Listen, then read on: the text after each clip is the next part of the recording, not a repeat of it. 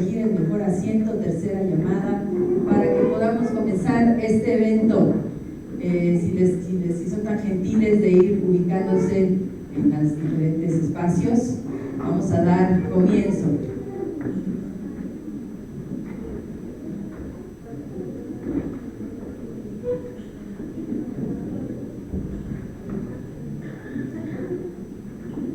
Mientras nos ubicamos, recordarles que el evento será parte de análisis, diálogo, de encuentro con viejos y nuevos amigos, de la generación de enlaces y de nuevas comunicaciones, de colaboración entre todos los que estamos presentes. En la parte de afuera todavía sigue la mesa de registro y tenemos un espacio de exposición donde pueden pasar, darse una vuelta, ver qué nos están mostrando los diferentes ponentes. En tanto, vamos a comenzar. Yo le pediría, por favor, que se acerque al estrado a Lore, que es nuestra encargada de protección civil. No sé si anda por ahí. Perfecto. Nuestra compañera es la encargada de protección civil en este instituto y es la que nos va a cuidar el día de hoy. Entonces, yo les pido que la escuchemos con atención para que todos estemos seguros y transcurra este evento en armonía y seguridad. Gracias por su atención.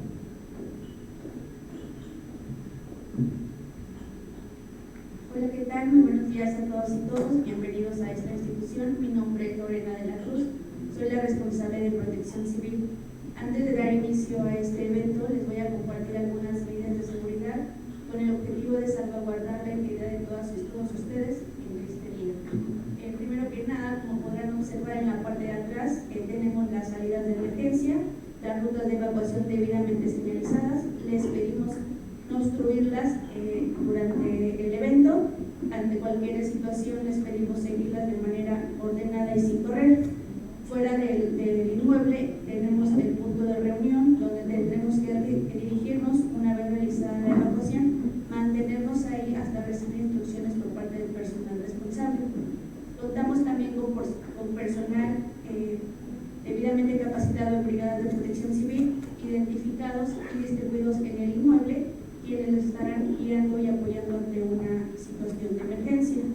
También contamos con equipo de emergencia, como son extintores, ubicados en puntos estratégicos para ser utilizados ante una situación, por lo que queda prohibido fumar en áreas no autorizadas.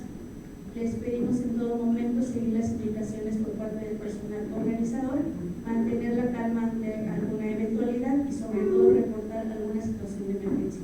Agradezco su apoyo y agradezco su atención y apoyo por mantener un ambiente seguro. Muchas gracias. Gracias, Lore. Bueno, siendo hora de empezar, yo espero que todos tengan cafecito, galletitas, pero sobre todo muy buena actitud, porque este va a ser un momento de mucho diálogo y de mucho aprendizaje. Pues bueno, es el momento de presentar a nuestros integrantes del presidium. Antes que nada, buenos días a todos y a todas. Sean cordialmente bienvenidos a esta su casa, el Instituto Mexicano del Transporte, en esta jornada de análisis y diálogo, titulada Retos actuales de la descarbonización del transporte y la implementación de la estructura de infraestructura inteligente. Es un honor contar con la presencia de representantes del sector público, privado y académico, quienes hoy nos acompañan para reflexionar sobre los desafíos y oportunidades que enfrenta el transporte en México, en su transición hacia esquemas más sostenibles, eficientes e inteligentes. En el Instituto Mexicano del Transporte estamos muy honrados de contar esta mañana con la distinguida presencia de quienes mencionaré a continuación y quienes formarán parte del presidio. Les solicitaré, por favor, que antes que comencemos pongamos nuestros celulares en silencio para poder discurrir esta sesión con absoluto orden, por favor. En primer lugar está el maestro Giovanni Jesús Pérez Canul, representante del alcalde del municipio de Querétaro, así como el secretario de Movilidad de Querétaro. Gracias.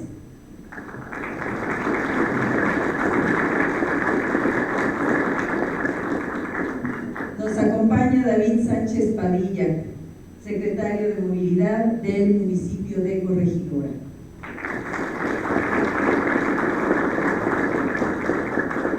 Está también con nosotros el doctor Rivera Rodríguez, director de Planeación Estratégica del CICESE.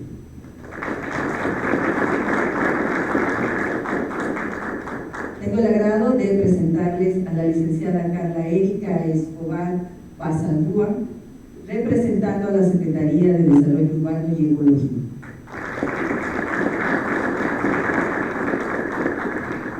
A continuación nos acompaña también el maestro en Ingeniería Armando Maldonado Susano, director de Movilidad y Transporte de la CONUR.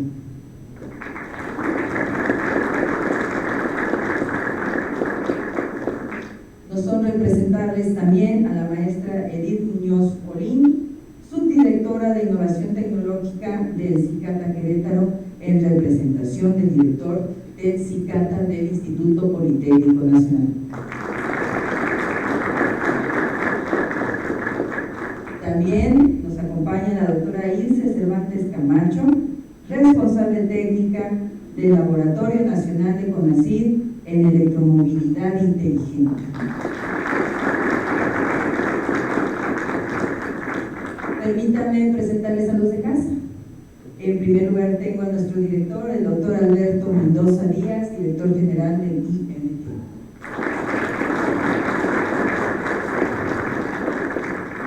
Me honra presentarles también a mi muy querido doctor Francisco Javier Carrión Miramontes, coordinador de Ingeniería Vehicular y Ingeniería Estructural.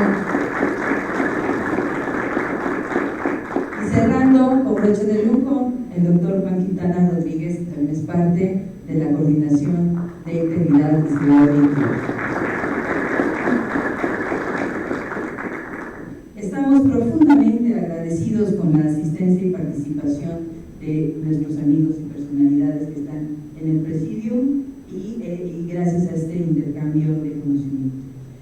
Haremos, si les parece bien, la iniciación, el inicio formal de este evento, para lo cual tenemos el honor de escuchar el mensaje de bienvenida institucional a cargo del doctor Mendoza Díaz, director general del IMT, a quien le solicito nos dirija algunas palabras. Muchas gracias, doctor. El micrófono es suyo.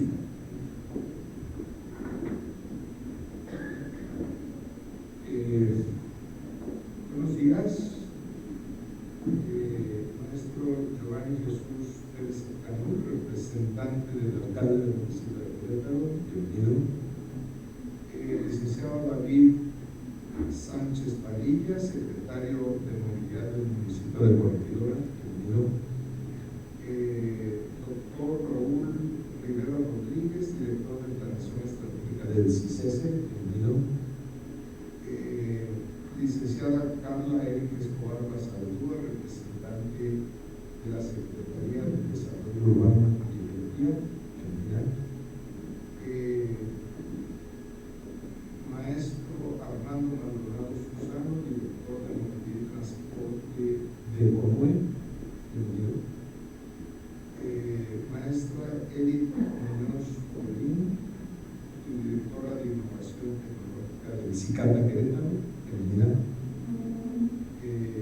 Doctora Ilse Cervantes Camacho, responsable técnica del Laboratorio Nacional CONACYT en Electromovilidad Inteligente, bienvenida. Más integrantes del presidium, muy buenos días a todas y todos. Es un honor darles la más cordial bienvenida al foro Retos Actuales de la Descarbonización del Autotransporte e Implementación de la Estructura Inteligente.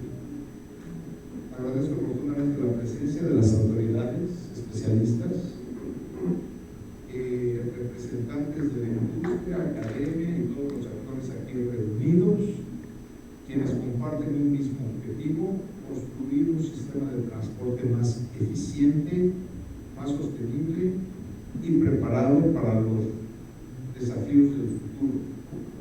Hoy nos convoca un tema que ya no es opcional, sino que es urgente: El autotransporte es una columna vertebral de nuestras economías, mueve mercancías, conecta territorios y habilita oportunidades. Sin embargo, también representa uno de los principales retos en materia ambiental, al ser una fuente relevante de emisiones de gases de efecto invernadero. Por ello, hablar de descarbonización no es únicamente hablar de tecnología, es hablar de transformación. Transformación en la forma en que diseñamos nuestras políticas públicas, transformación en los modelos de negocio del sector y transformación en la manera en que conseguimos la infraestructura que sostiene la movilidad. En este contexto, la infraestructura inteligente juega un papel fundamental. No se trata solo de carreteras o nodos logísticos, sino de ecosistemas conectados donde la digitalización, los datos y la innovación permiten optimizar flujos, reducir emisiones y mejorar la seguridad y eficiencia del transporte.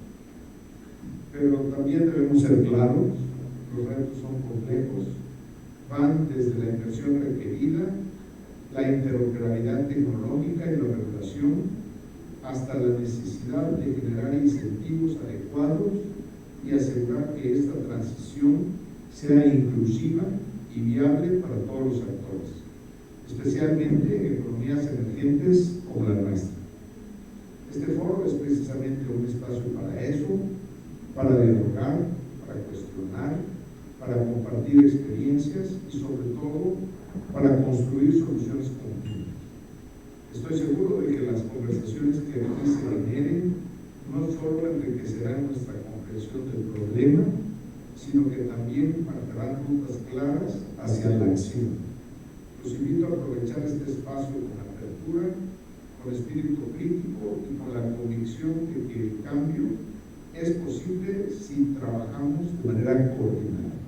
Sin más, declaro formalmente inaugurado el foro Retos actuales de la descarbonización del autotransporte e implementación de la infraestructura inteligente. Muchísimas gracias y bienvenidos.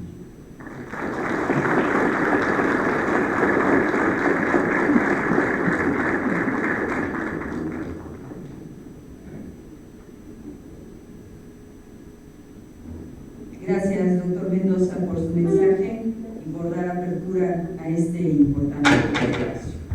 A continuación, permítame compartirles el contexto del evento, el marco en el que vamos a estar trabajando y conviviendo en este momento. Para brindarnos el contexto general del evento y su relevancia en el marco de la investigación y el desarrollo tecnológico en México, yo le pediría por favor a la doctora Ilse Cervantes, representante de ANSEI, que nos acompañe por favor y nos dé algunas palabras. Gracias, doctora. Que un aplauso para Ilse.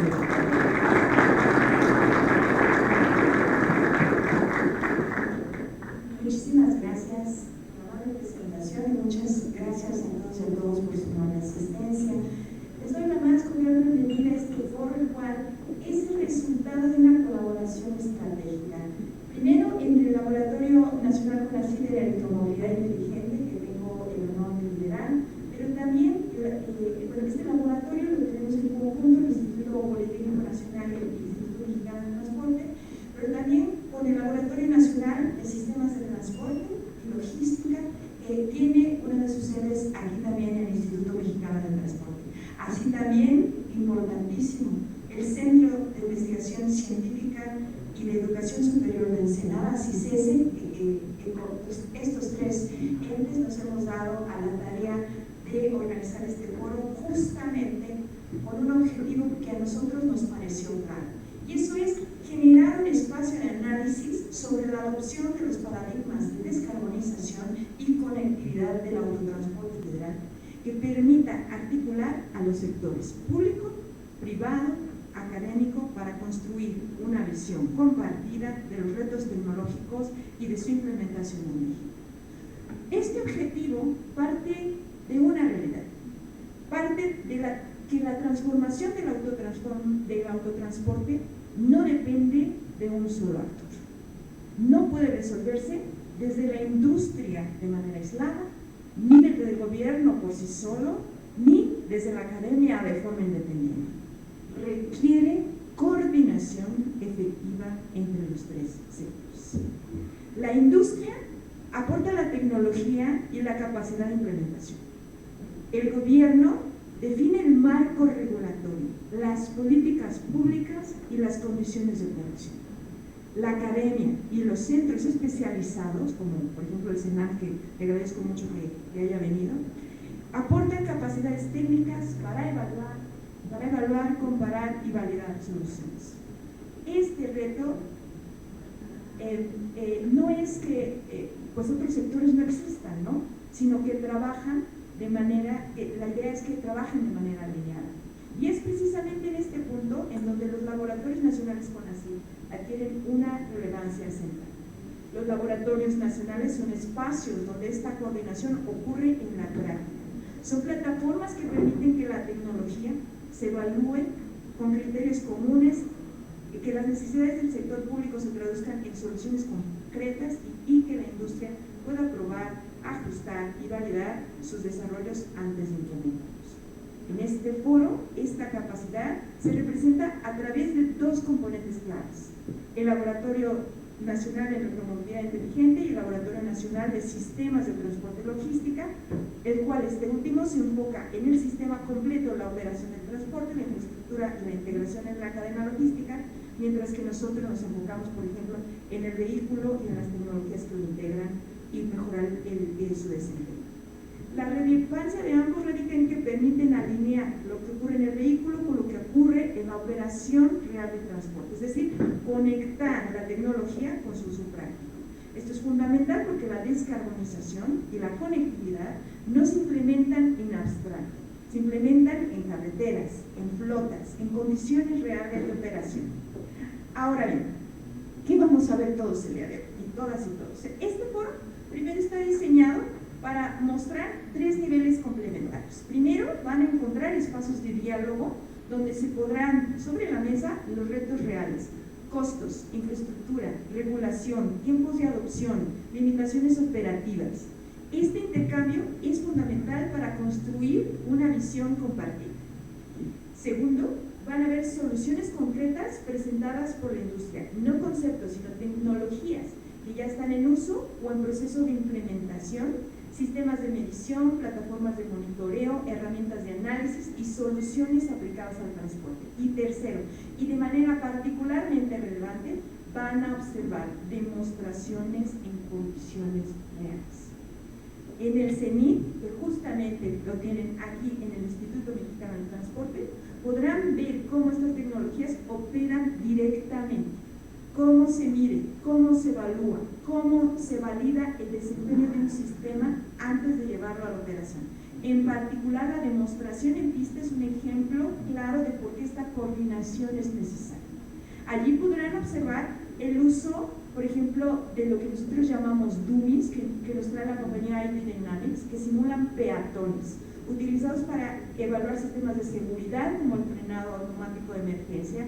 Estos sistemas permiten reproducir escenarios críticos de forma controlada, lo que es indispensable para asegurar que la tecnología funcione correctamente. También verán robots de alta precisión que permitan hacer cualquier auto un vehículo autónomo. Lo importante aquí no es solo la tecnología, sino lo que representa: un punto de encuentro entre industria, regulación y validación, y es decir, un espacio donde todos los sectores puedan trabajar sobre una misma base, con criterios comunes. Ese es precisamente el valor de los laboratorios nacionales, hacer posible la coordinación efectiva. Porque sin coordinación, cada sector avanza en direcciones distintas. Sin coordinación, la tecnología se desarrolla sin alinearse con la regulación. Y sin coordinación, la implementación se vuelve lenta, costosa e incierta. Pero cuando existe un espacio común, es posible alinear objetivos, reducir incertidumbre y acelerar la adopción de soluciones. La descarbonización del transporte no es solo una meta ambiental, es una transformación que impacta la eficiencia, la seguridad, la competitividad del país, y como toda transformación de esta escala, requiere coordinación, claridad y capacidad de ejecución.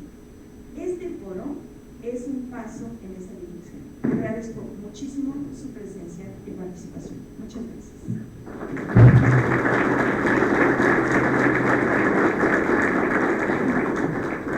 Agradecemos a la doctora Ilse su participación. Sin duda nos deja con varios temas para reflexionar en mente, todos ellos muy oportunos, de vanguardia, si no es que ya está ocurriendo en nuestro país, y que México sea también punta de lanza en todas estas ideas con los esfuerzos académicos del sector público y del sector privado. A continuación, como pueden ver ustedes, nuestros compañeros Alicia y Salvador del Instituto Politécnico Nacional nos hacen favor de mostrar un listón. Procedamos entonces al corte del listón inaugural. Yo le pediría por favor a todo nuestro presidium que nos ayude a hacer el corte del listón como parte del arranque oficial de este foro que llevaremos a cabo el día de hoy.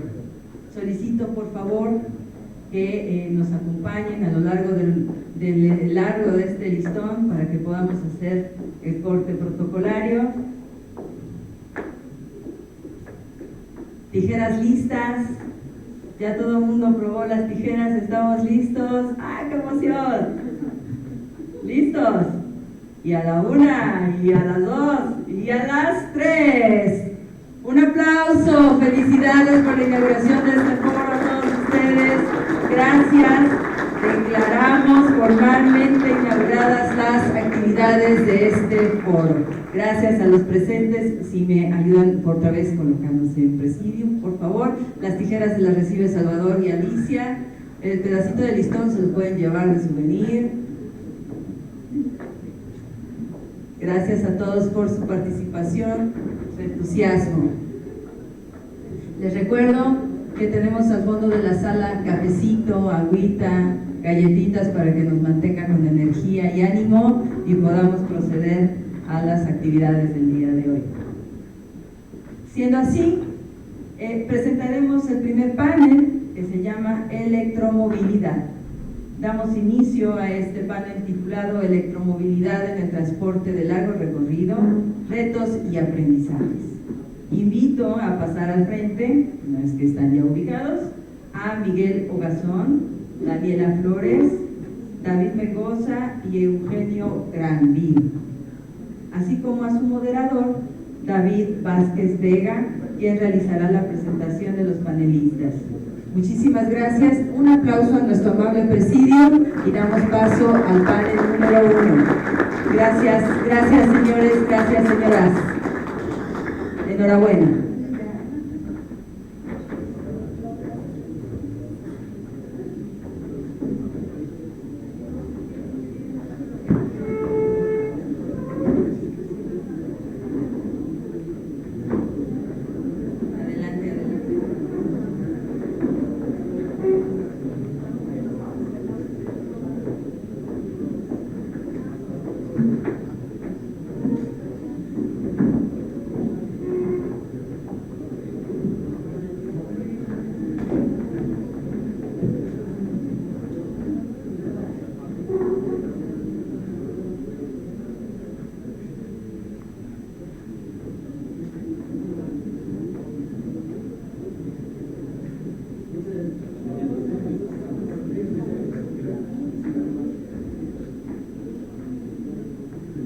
Mientras nos organizamos para el panel, les sugiero que pasen por el exquisito café que ofrecemos aquí en el IMT.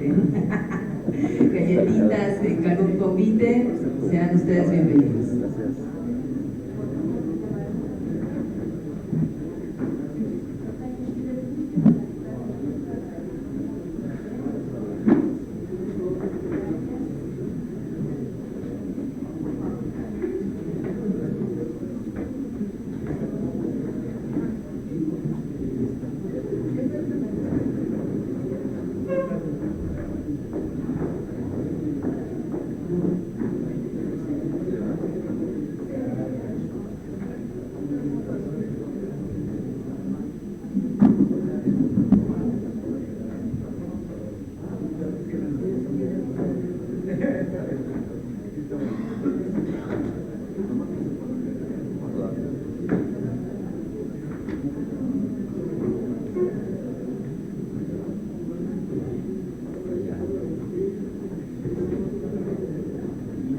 2 minutos más para la fila de café está larga.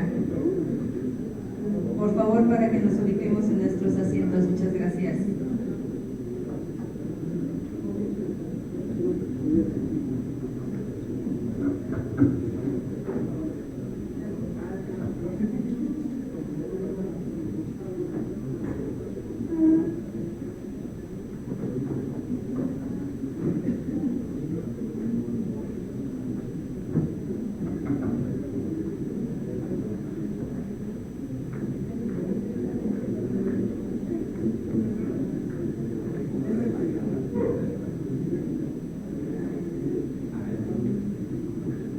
Muchas gracias. Vamos a dar comienzo a este panel, para lo cual yo le solicito la presencia de mi querido compañero David Vázquez Vega, investigador titular y responsable del CENI del Instituto Mexicano de Transporte. Les agradecería un fuerte aplauso para escuchar a nuestro moderador y dar un inicio en este panel. Muchas gracias, mucho ánimo, suerte. Muchas gracias, Diana. Bienvenidos a todos, a todas a este evento. Muchas gracias a nuestros invitados que hacer una presentación de nuestro panel.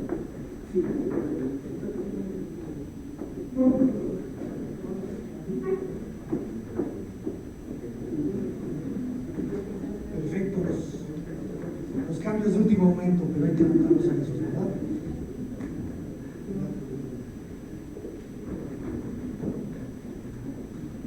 Perfecto.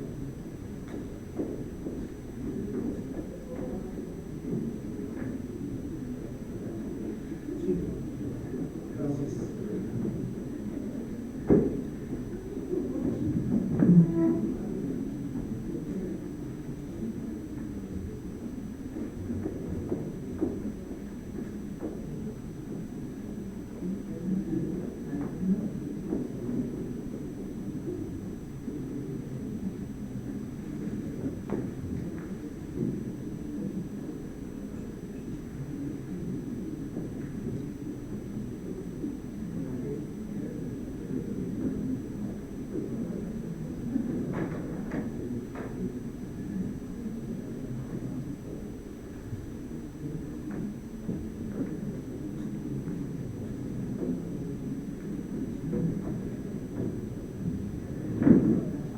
Bien, decíamos los cambios de último momento, pero ya aquí estamos con nuestro importante panel que ahorita me da una ligera introducción de los participantes. Empezaremos con nuestra querida amiga Daniela Flores. Daniela Flores es directora general de e-Mobility La Nova, es especialista en energía y electromovilidad con más de 10 años de experiencia impulsando proyectos que conectan el sector energético con el transporte sustentable en México y Latinoamérica. Ha colaborado con gobiernos, organismos multilaterales y empresas de transporte, diseñando e implementando estrategias que van desde el desarrollo normativo y financiero hasta la construcción, operación y mantenimiento de la infraestructura de carga eléctrica, tal como la ruta que es 100% eléctrica en Mérida, Yucatán, en ETRAM, aquí registrado, que es única en Latinoamérica y primera en el sureste de México. Bienvenida, Daniela.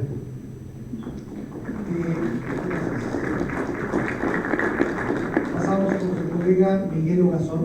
Miguel Ogazón es director técnico y de ingeniería de la Asociación Nacional de Productores de Autobuses, Camiones y Tractocamiones, la ANTAP.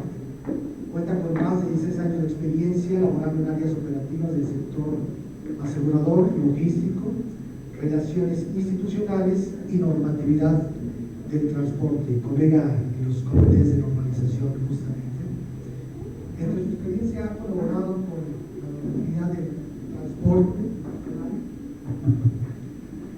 y vinculación, representando a la industria ante las cámaras del sector, desarrollando estrategias en materia de movilidad y seguridad. Bienvenido. También nos acompaña Eugenio Gandión. Él es presidente de Electromovilidad Asociación EMA. Es pionero de la electromovilidad en México y en América Latina.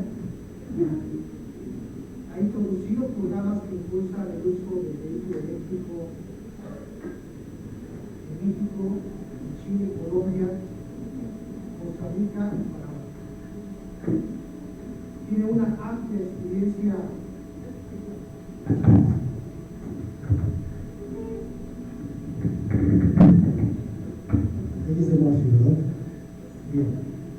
Tiene una amplia experiencia acumulada en el sector donde ha trabajado, entiendo que ha sido BMW y Tesla justamente, ¿no?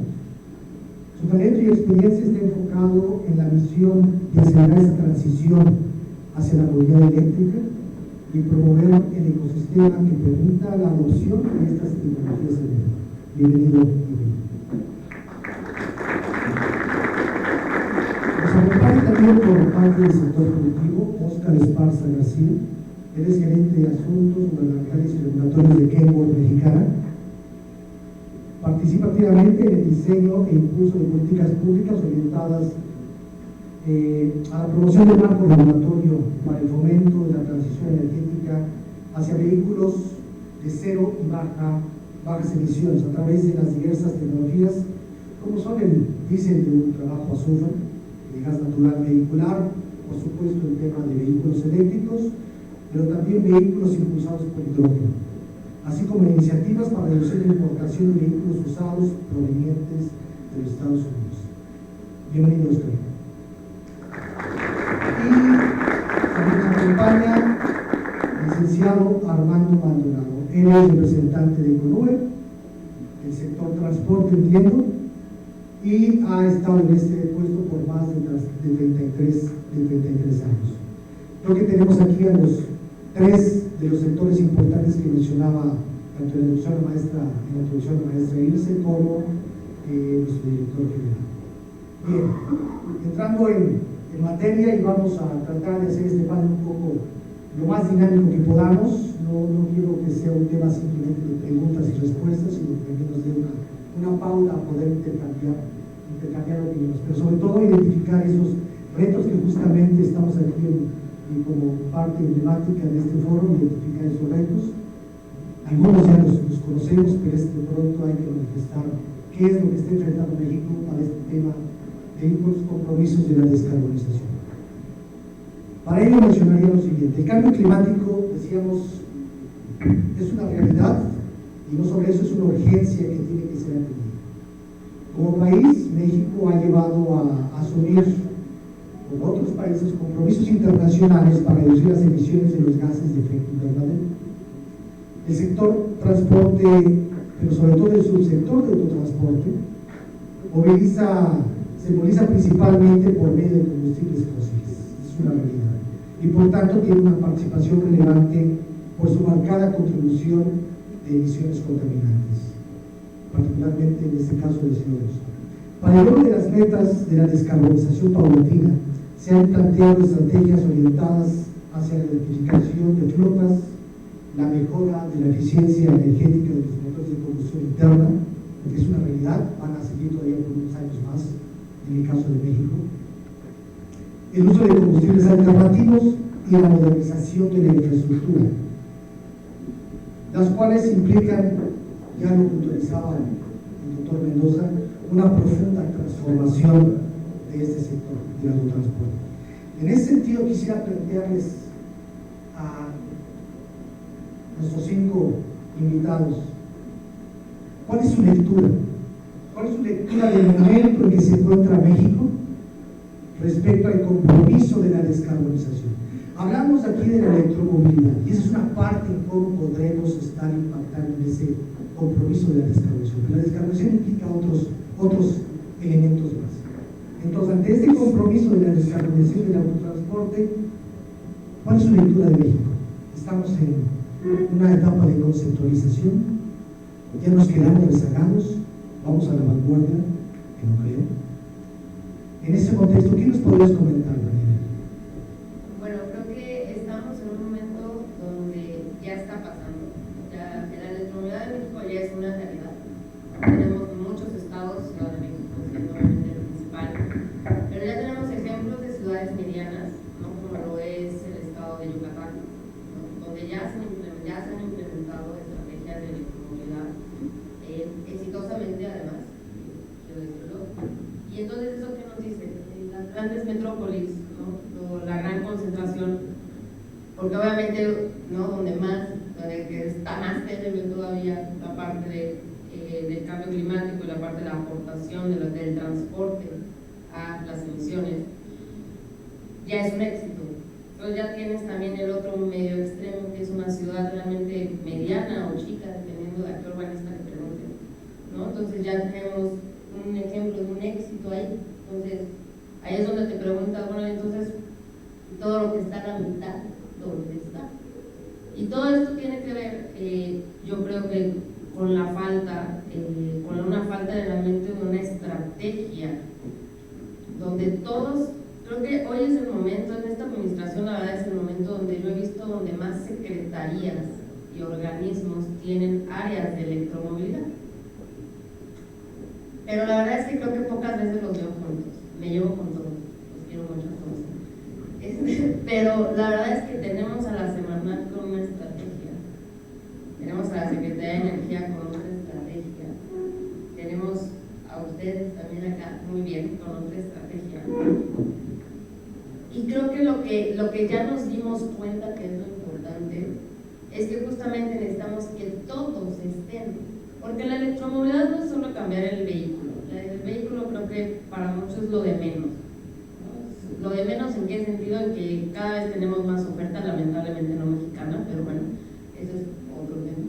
Pero ya tenemos muchísima oferta y el análisis económico lo da. Dice sí es rentable tener una estrategia de electromovilidad. ¿Qué es lo que no nos permite? Pues todo lo que necesitamos para hacerlo, la infraestructura de carga, las normas, que si la Comisión Nacional de Energía va a sacar unas nuevas tags de electromovilidad, cuándo, cómo, dónde, entonces todos están así, ¿no? Los CPOs estamos así porque no sabemos si nos van a cambiar las reglas del juego, ¿no? Entonces, si ya todos nos dimos cuenta que todos tenemos que poner algo de nuestra parte, desde el sector privado, ¿no? Porque también el sector privado, y aquí Eugenio lo sabe muy bien, el sector privado tenemos también que poner de nuestra parte, ¿no?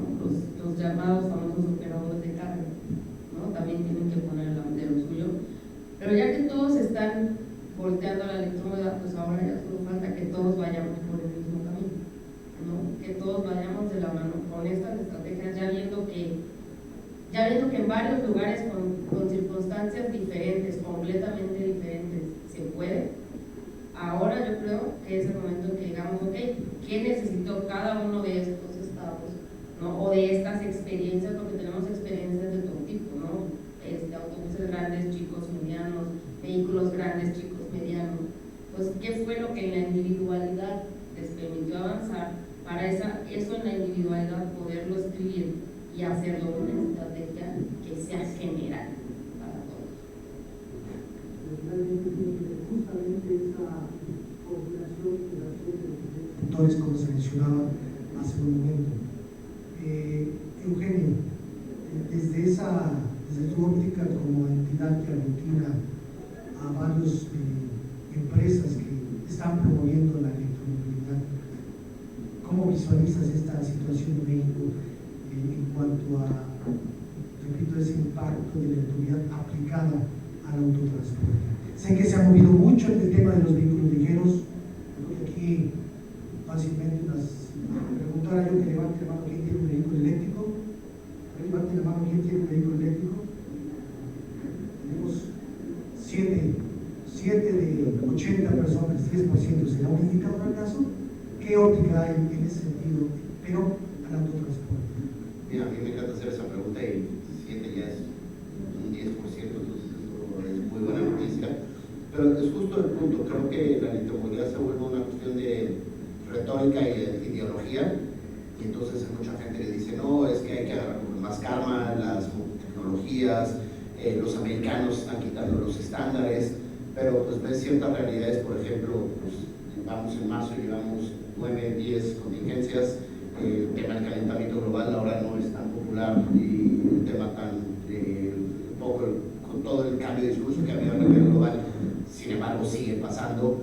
Y ahora empieza a pasar cuestiones muy interesantes, que los americanos resultaba que de acuerdo a su ideología política eran proeléctricos o antieléctricos, hasta que sube la gasolina a $5 el galón. chance empieza a ser una buena idea comprar un coche eléctrico, ¿no? Y eso es una de las cuestiones que creo que tenemos que ir pensando como en México. O sea, gracias por la introducción. A mí me tocó vender los primeros coches de BMW en 2012-2013 y hablaban, no, es que es la tecnología del futuro, tenemos que hacer programas pilotos, hay que pensar en cómo vamos a coordinar la infraestructura del sector público y el privado, y seguimos hablando de lo mismo 10 años después, y mi objetivo primer año fueron 130 coches y el año pasado vendimos 100,000, ¿no? Entonces, ¿qué tenemos que hacer para dejar de ser un país que habla del tema y ejecuta el tema?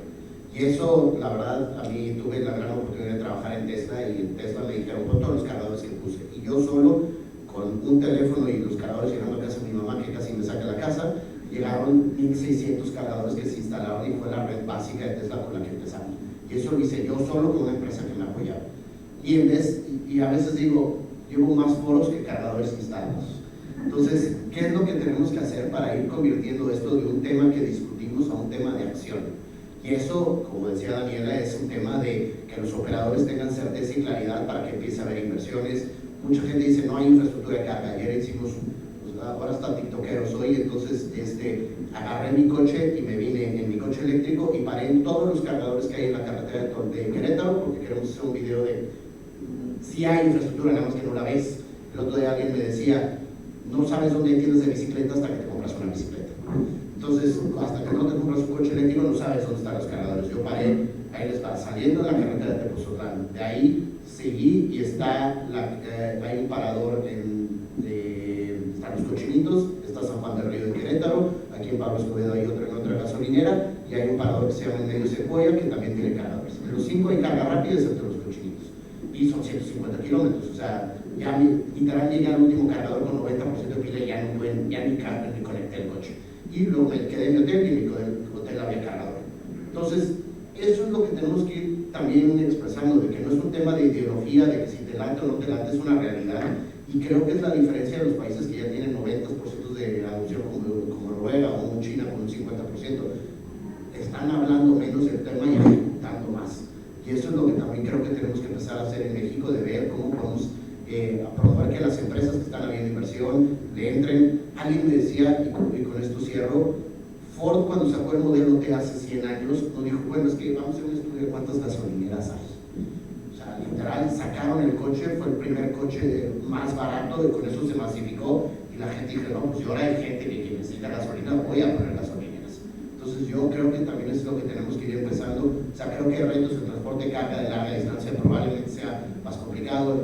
El tema de carga de tu coche personal a veces es una decisión menos racional y más sentimental, pero creo que lo que tenemos que ir es convenciendo a la gente que tenga esta certeza y claridad de que si se cambia por uno de estos, hay la regulación para apoyarlo, y también un poco la tecnología.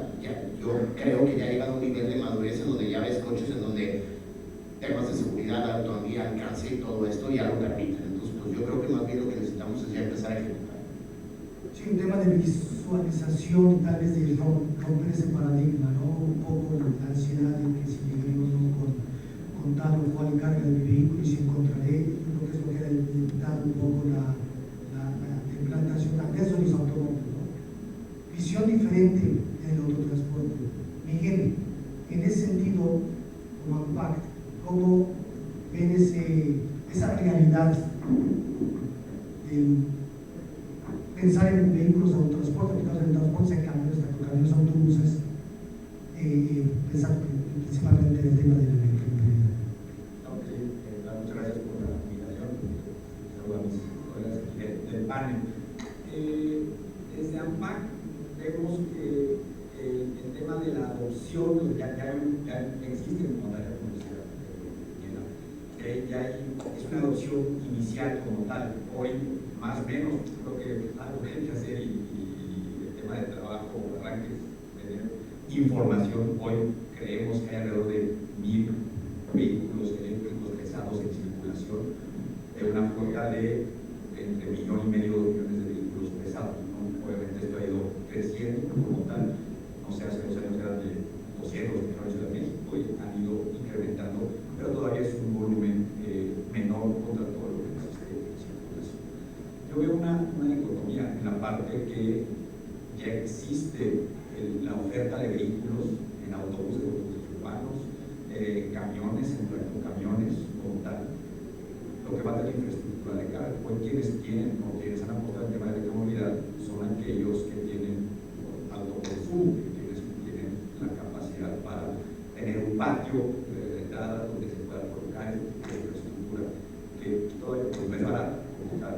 Entonces, la persona, pequeñas empresas, medianas empresas que tenemos una edad promedio de alrededor de 19 años, entonces el tema de renovación es importante y actualmente muchos de ellos ni siquiera pueden comprar un vehículo a diésel, que todavía es más económico que un vehículo eléctrico. Entonces, si hay un tema económico importante para poder tener una mejor adopción de esta tecnología. De parte de los fabricantes, hay 4 marcas que fabrican ya en México, 2 de autobuses, 2 de carga como tal, Oscar al respecto, y de los asociados 11 ofertan directamente. Entonces, creo yo el vehículo es de lo que menos nos debemos de preocupar, obviamente entre el mercado lo vaya adoptando más, irán bajando más los precios, pero sí tenemos una lección en temas de infraestructura, en temas de la capacidad, no puedes llegar, ya las marcas no solo son fabricantes, ya son consultores para comentar a los transportistas que están interesados en decirles, oye, yo estoy interesado, se hace la consultoría para ver si es viable para ellos hacerlo, simplemente desde que se pueda conectar, que tenga la capacidad de carga y toda la inversión que requiere. A lo mejor nada más es simplificando, es conectar el cable y ya estás listo, o no, ¿sabes qué? Tienes que poner transformador, tienes que crear la línea, tienes que estar, y ahorita tal vez no es tan viable para algunas zonas. Entonces, de acuerdo mucho con la parte del requerimiento de una hoja de ruta, de tener un champion en el gobierno, porque electromovilidad toca, pues yo creo que si no a todas, a la mayoría de las secretarías del gobierno federal. Hablando de foros, mañana entiendo CENER va a tener una plática en temas de la hoja de ruta para temas de electrificación, Semarnat está trabajando en energía eléctrica, y así me puedo ir con el estado de cada secretaría tiene su grupo de trabajo y parecería que los estuvieran conectados al final. Sí sería muy importante la línea que se tome. Desde AMPAC vemos también que electromovilidad podría avanzar más en ciudades, ¿no? En temas de transporte urbano, en temas de transporte de carga de última milla, que sería el camino inicial por donde arrancar, pero sí conocer tal vez esos mapas de calor de, oye, puedo empezar en México, oye, quisiera empezar a implementar porque no los conozco, ¿no? Oye, Colima, ¿no? Fíjate, Colima está canijo, ¿no? Pero en Guanajuato se puede, pues vamos para allá, o sea, vamos a arrancar esa parte de dar esa estrategia, esa visión para poder ir ahí vendiendo este tipo de vehículos y quitar esta incertidumbre de carga que de este lado también hace muy importante. Hoy te comentaba el tema de combustión interna en la mayoría de los vehículos que están circulando. La tecnología actual de vehículos de diésel requiere diésel de trabajo azul. Desde 2000 se estaba viendo una plática que ya debería haber diésel de trabajo sobre todo el país. Hoy es hecho en que todavía no hay diésel de trabajo sobre el país. Y los transportistas señalan como comentario de la necesidad de este tipo de combustible para que el vehículo opere correctamente y tenga los mantenimientos. Aprendamos estas experiencias, o sea, si no hay esta parte de infraestructura, no va a haber una adopción de parte del mercado. Ellos, recuerden que el vehículo pesado es un bien de capital, es un bien de lucro, es un negocio. Entonces, si no vienen o no conocen, también como conoce a comentar el objetivo de, oye, es que no hay, pues fíjate que hay aquí, oye, podemos avanzar.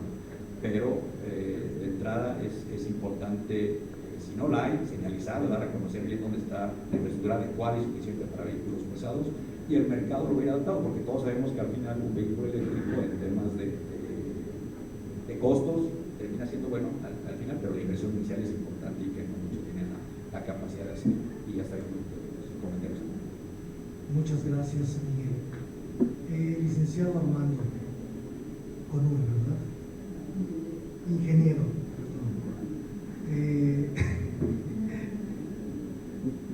¿Qué óptica hay desde la CONUE como organismo rector, como organismo diseñador tal vez de regulaciones, su impacto hacia promover la electrificación. Ahorita hablamos de electrificación, pero en términos global estamos hablando de la descarbonización del sector autotransporte. En este caso hay que tomar en cuenta a nivel país el transporte consume más del 50% de la energía final que produce en México. Estamos hablando del 56%. De ese 56%, aproximadamente el autotransporte consume más del 80%. Y si hablamos del autotransporte, los grandes consumidores pues son el transporte pesado. Y obviamente el caso de automóviles. Normalmente es por cantidad de vehículos, automóviles, por cantidad de combustible, serían vehículos pesados. ¿Qué es lo que hace la Comisión? Obviamente trata de eficientar esa operación de esos vehículos y tiene diferentes programas. Un programa fundamental es la capacitación de los operadores, la forma en cómo manejan, porque hay que tomar en cuenta que muchos operadores que están en flotas vehiculares grandes, de grandes empresas, nunca han sido capacitados en punto número 1. El otro punto es la tecnología. Los grandes fabricantes obviamente ofrecen tecnologías de todo tipo, tienen gas natural, tienen diésel, tienen vehículos eléctricos, vehículos híbridos. Y esta decisión la toma obviamente la empresa. ¿Qué quiero decir con esto? Muchas veces el empresario quiere hacer inversiones, las hace esas inversiones y las hace obviamente por dos razones. Una, ser competitivo, sea rentable el negocio, y por otra parte también hay empresarios que son muy innovadores. El caso de México también es curioso porque nosotros como mexicanos siempre cuando tratamos de comprar algo, pues hay que ser muy sinceros, tratamos de comprar lo que podemos comprar y no siempre es un precio alto. ¿Qué quiero decir con esto? Últimamente, estoy hablando de los últimos 10 años, tenemos una revolución a nivel industria. A nivel industria de vehículos, tanto de gasolina, de diésel, como vehículos eléctricos e híbridos. Y entonces, si ustedes recuerdan, hace algunos años, un vehículo eléctrico era muy costoso. Aparte, la infraestructura para ello también era costosa.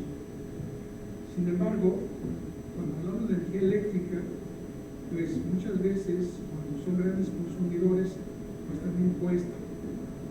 ¿Qué es lo que hizo CFE? Pues implementar un programa para dar una tarifa especial para el vehículo eléctrico. ¿Qué es lo que han hecho las grandes compañías que producen vehículos eléctricos? Han bajado el precio. Y entonces, ahora es más factible comprar vehículos eléctricos. Sin embargo, también hay que tomar en cuenta el tipo de uso de sus vehículos.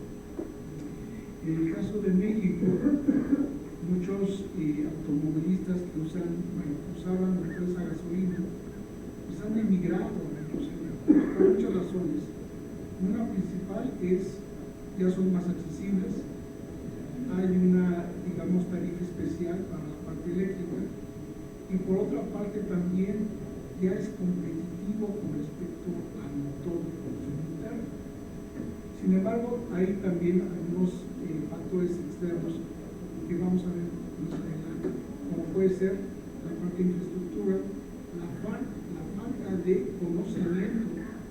Muchos de los usuarios que tienen vehículos eléctricos no saben cómo funcionan, no saben qué características tienen, no saben qué es lo que no deben hacer con su vehículo eléctrico, y obviamente esto requiere conocimiento, requiere una difusión de cómo manejar este tipo de vehículos. ¿Qué pasa con las compañías? Con las compañías, les repito, hay compañías que no van a esperar a la respuesta del gobierno, no van a esperar que se pongan de acuerdo las diferentes entidades. Ellos, si ven que es rentable el negocio, lo van a hacer. Vamos a encontrar, por ejemplo, vehículos híbridos para reparto de vamos a encontrar vehículos eléctricos para reparto de pan, vamos a encontrar vehículos eléctricos para mensajería. ¿Qué quiere decir esto? Que para ellos es un negocio. Ahora, si hablamos de grandes compañías y si es rentable o no rentable, esto depende de la compañía, depende también de la forma en cómo manejan el negocio. Algunos nos han dicho, mira, para mí el vehículo eléctrico no es rentable, pero es imagen y puedo subir la tarifa y en ese momento lo hago rentable.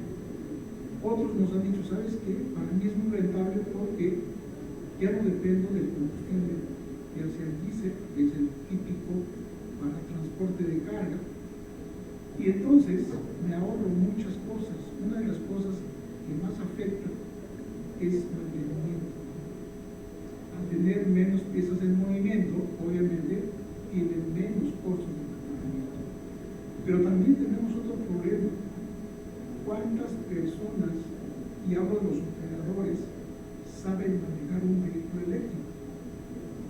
Muchos de ellos se bajaron de un motor de combustión interna y ahora van a manejar un vehículo eléctrico, pero no saben cómo funciona, no saben cómo sacarle el mejor rendimiento. Y entonces necesitamos otra vez generar un programa de capacitación para esos operadores, a pesar de que el vehículo eléctrico es mucho más sencillo de manejar, a pesar también de que tiene un comportamiento, digamos, electrónico, el cual nos permite ajustar ciertas condiciones para hacerlo más eficiente, y también siendo el motor eléctrico mucho más eficiente que el motor de consumo interno. ¿Qué tanto? Si hablamos de un motor eléctrico, estamos hablando de una eficiencia del 90%. Si hablamos de un motor de diésel, estamos hablando de 40-45%. Y si hablamos de un motor de gasolina, 30-35%. Entonces es bien interesante ver todas esas aristas y todos esos retos que tenemos como país. Una parte obviamente le corresponde a la industria automotriz, otra parte le interesa obviamente al gobierno. Y efectivamente a veces no hay coordinación entre entidades de gobierno, pero sí estamos tratando de buscar esas alianzas internas y también obviamente tratar otro tipo de aristas como la normatividad. Ese es otro punto que es fundamental, y la otra que es la más crítica es la forma de cómo generamos esa energía eléctrica. Ese es perfecto. Me está respondiendo unas preguntas que tenía planteadas, pero las ampliaremos más adelante en las respuestas. Gracias.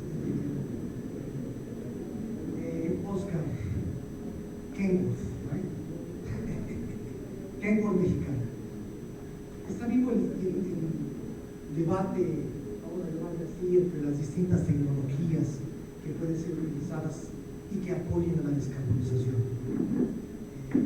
Nos estamos concentrando en una forma natural a la electromovilidad, sí, pero como empresa Kenworth entiendo que está tratando otras tecnologías. Me refiero, puede ser el tema del 100% eléctrico con material recargable, pero también al tema del uso del hidrógeno, y no solo del hidrógeno integral, sino del hidrógeno verde, el hidrógeno que pueda ser producido con fuentes sostenibles, ya sea como uso para celdas de combustible o como combustible para propiamente motores de combustión interna. En ese sentido, incluso el tema de combustibles alternativos, por ahí escuchamos también que están desarrollándose para motores de combustión interna. En ese sentido, ¿qué derrotero identifica o está siguiendo internacionalmente para desarrollar e implementar alguna de estas tecnologías alternativas? Pues antes que nada, muchas gracias por la invitación. Un gusto estar aquí platicando con ustedes de este tema tan interesante, inclusive a veces polémico. Antes de responder la pregunta, me gustaría dar un contexto general de dónde es parte Kenworth. Kenworth es parte de un conglomerado llamado PACCAR, que significa Pacific Cars.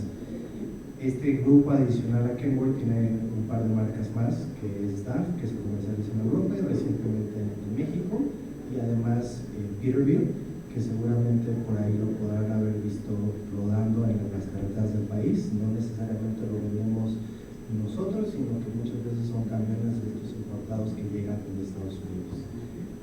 Con este contexto, nosotros no vemos como tal una tecnología, no estamos casados con una tecnología per se, vemos en el momento una coexistencia, que eso es una realidad. Ahorita, como comentaba, ¿no? Ya vemos camiones a diésel de azufre. En nuestro caso también comercializamos camiones a gas natural vincular. Por ahí tenemos un caso muy exitoso con uno de nuestros clientes llamado Trayecto, que está basado en Monterrey, que tiene una flota de alrededor de 600 camiones a gas natural que contaminan menos, que contribuye justo a esta parte de la descarbonización, que es a donde nosotros nos queremos enfocar.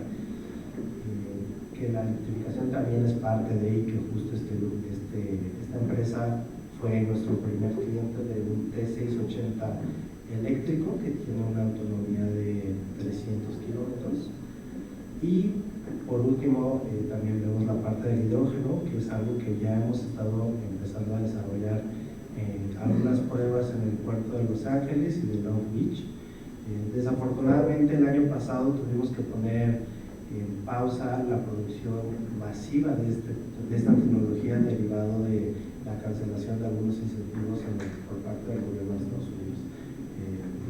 Claramente no nos quisiéramos ver afectados por temas políticos, pero pues muchas veces la realidad es que para la adopción de tecnologías de este tipo emergentes, que inicialmente suelen ser caras, por dar un dato, un camión eléctrico está 3 veces el precio de una diésel. Y ustedes saben que un camión, un tractocamión no es barato, anda por arriba de los 3 millones. Entonces ya se imaginarán cuántas personas, cuántos transportistas realmente tienen la capacidad económica para desembolsar esa cantidad de dinero. Entonces, en conclusión, lo que quiero llegar con mis comentarios es: nosotros no estamos casados con ninguna tecnología, queremos que todas son buenas siempre y cuando no perdamos de lejos el objetivo, que es descarbonizar.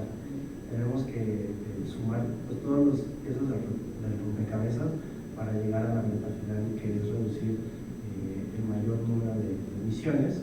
Y por ejemplo, por dar un ejemplo, actualmente pues, el parque vehicular tiene una edad antigua de alrededor de unos 19.5 años. Esto quiere decir que puede haber camiones que tengan 5 años, pero inclusive camiones que sigan circulando que tengan 40 años. Obviamente esos camiones contaminan muchísimo. Un Euro 3 versus un Euro 6 que se vende actualmente, las emisiones de NOxes se reducen 90%.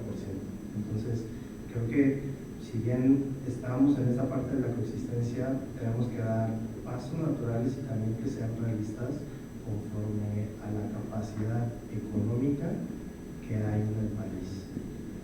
Porque a lo mejor queremos correr antes de caminar y pues muchas veces tal vez nos topemos con realidad donde, a pesar de que las múltiples marcas que somos parte de la AMPAC ya ofrezcamos el producto, ya tengamos los cargadores, ya tengamos la asesoría, si el cliente no lo quiere comprar, pues lo vamos a seguir teniendo en nuestro stock. Entonces creo que en esa parte también tenemos que ser claros, y que pues para poder incentivar el mercado tenemos que poner, como dicen mis colegas, un poco de nuestra parte de los diferentes sectores, ¿no? Ya sea desde el gobierno, con la parte de incentivos. Incentivos no necesariamente significa dinero.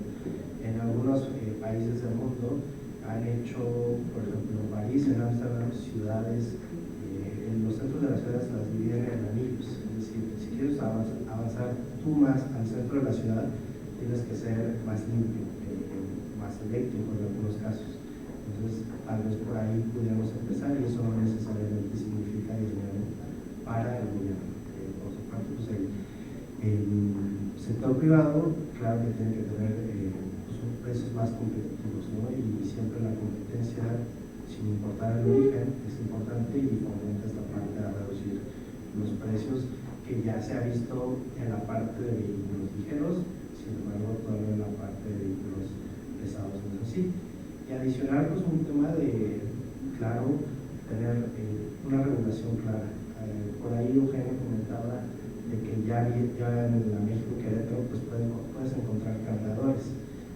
Aquí el tema es que la CRE en su momento dijo que tú en las electrolineras tienes que tener al menos 2 tipos de cargadores. Puede haber el europeo asiático, el europeo americano, cargador europeo, americano y asiático. Pero ¿qué pasa si tú vas a una electrolinera, nada más hay europeo y asiático y tú el que necesitas es americano? Te vas a quedar sin cargar. ¿Qué vas a hacer en ese tipo de casos? Entonces sí creo que debemos tener un estándar en ese sentido, porque por ejemplo ustedes ven sus celulares y sin importar el origen tú lo puedes cargar donde sea. No necesitas forzosamente tú adaptarte al cargador que hay. Tú llegas y te conectas y ahí no tienes bloque. De momento pues pareciera que en este caso es así, al menos en la parte de vehículos pesados. Adicional hay muchos puntos de recarga, pero la pregunta es realmente cuántos camiones entran a esos espacios. Tenemos que considerar que muchas veces los cargadores, tú vas a un centro comercial y está en un estacionamiento subterráneo, ahí no entra un camión.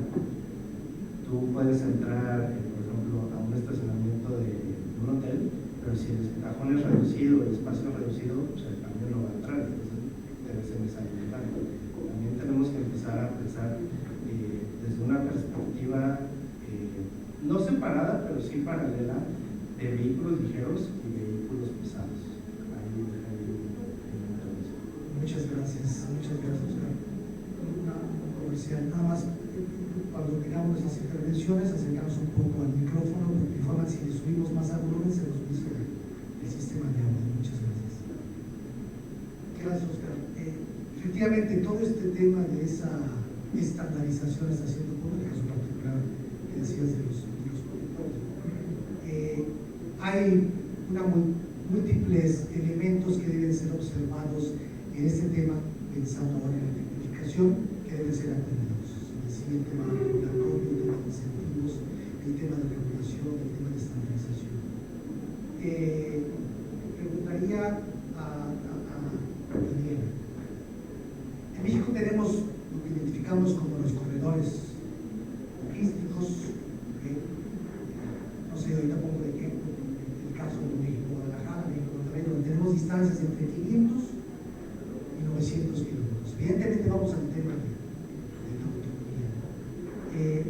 Pero no solo eso, sino con base en tu experiencia, en la que es más desarrollar temas de la implantación de la infraestructura de carga, de distrado. ¿Cuál es tu opinión acerca de las condiciones actuales en México para poder generalizar la instalación, la operación y el mantenimiento de las estaciones de carga, pensando ahora orientando el tema del autotransporte? Estos cargadores que decimos que existen para automóviles, bueno, hay que adecuar las instalaciones para que den soporte al autotransporte. ¿Qué nos puedes comentar al respecto?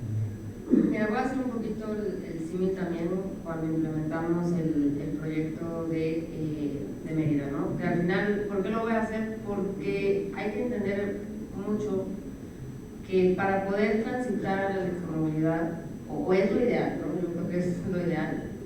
El problema, más bien es una oportunidad, porque uno por lo general, y sobre todo cuando estamos hablando de este tipo de proyectos que son todavía más complejos, como puede ser el autotransporte, porque tienes un tema que la autonomía, el peso, el rendimiento, la operación, es que la electromovilidad te ayuda mucho, y lo voy a decir, te ayuda mucho a realmente analizar, te metes hasta la cocina con el operador, y entonces incluso te haces la misma pregunta, la pregunta yo diría 0 antes incluso de electrificar, y es, ¿realmente mi ruta, mi operación es eficiente? Y yo creo que el ingeniero en Conue va a estar de acuerdo conmigo que primero pues hay que ver el tema de eficiencia energética, ¿no? No podemos electrificar algo que de origen esté mal hecho o que tenga un área de oportunidad en eficiencia.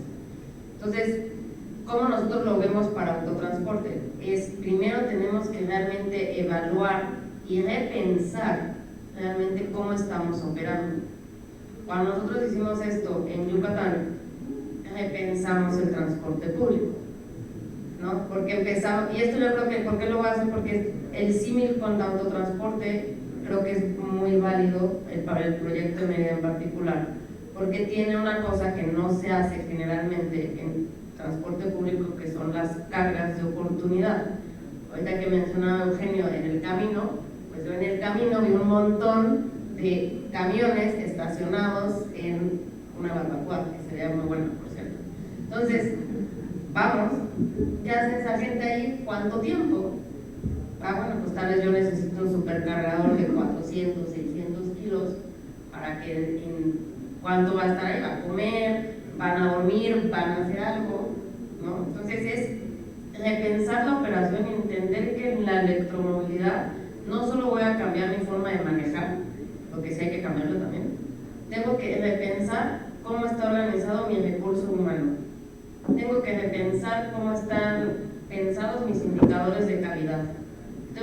¿Por qué? Porque además la electromovilidad te da mucha más información, porque son como pequeñas computadoras, ¿no? Bueno, ya en Estados Unidos los transportes son muy grandes, pero tienes una cantidad de información que te puede ayudar a estar evolucionando y estar mejorando tus operaciones diariamente. Ahora, en cuestión de la carga, yo diría que obviamente hay un tema de infraestructura de origen, ¿no? Que es CFE, obviamente que CFE no llega a todos lados, tenemos un tema, pero también es cierto que así como las baterías de los autobuses han disminuido en su precio y por eso estamos viendo precios de vehículos más baratos, anteriormente el precio de la batería era casi el 40% del costo del vehículo, ahorita yo creo que está en un 20-25%.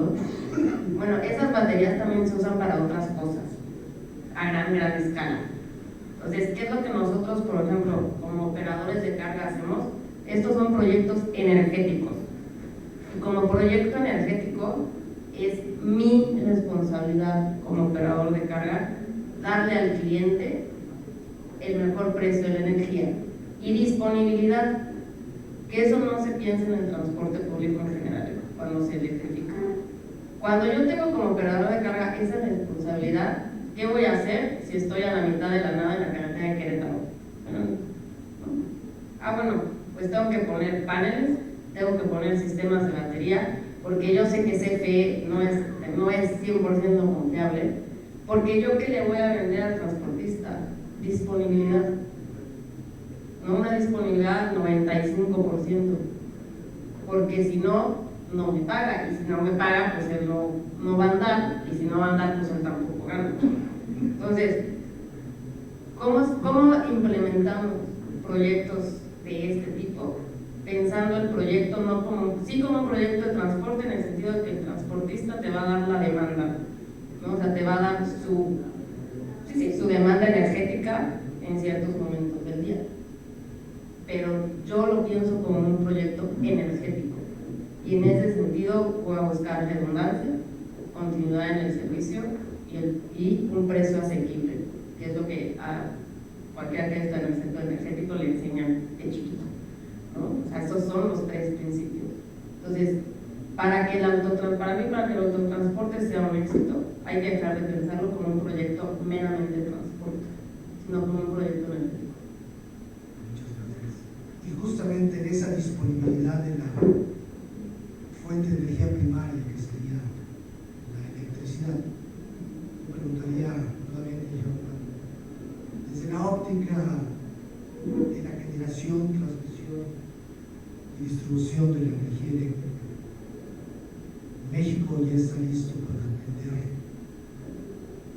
Igual es una respuesta, ¿verdad? Pero, ¿qué podríamos pensar para atender la necesidad de la electromovilidad en el sector del autotransporte? Sí, esa es una pregunta muy interesante, porque hay que comentar que la energía eléctrica y la demanda de la misma no es constante. De hecho, ustedes se levantan en su casa, prenden la luz, quizá preparan algo, mueven la computadora, en la noche planchan la ropa, entonces tienen cambios de demanda. Y normalmente ya muy en la noche, vamos a hablar después de las 10 de la noche, ¿Qué quiere decir esto? Si nosotros quisiéramos aprovechar, porque una turbina no se puede parar, eso es muy importante, o la energía eléctrica o la consumo o se pierde. Entonces, si yo aprovecho esas horas valle, que es cuando la turbina está trabajando, pero la demanda baja, entonces sí tengo una gran capacidad. No necesito cambiar mis plantas. Pero aquí también hay que hablar de país otra vez. México, gran parte de la energía eléctrica se genera en termoeléctricas. ¿Qué quiere decir esto? Pues que son consumidoras de hidrocarburos. Y la otra cuestión también hay que ser muy claro. La eficiencia de una termoeléctrica mexicana anda del orden del 30-35%, que es baja.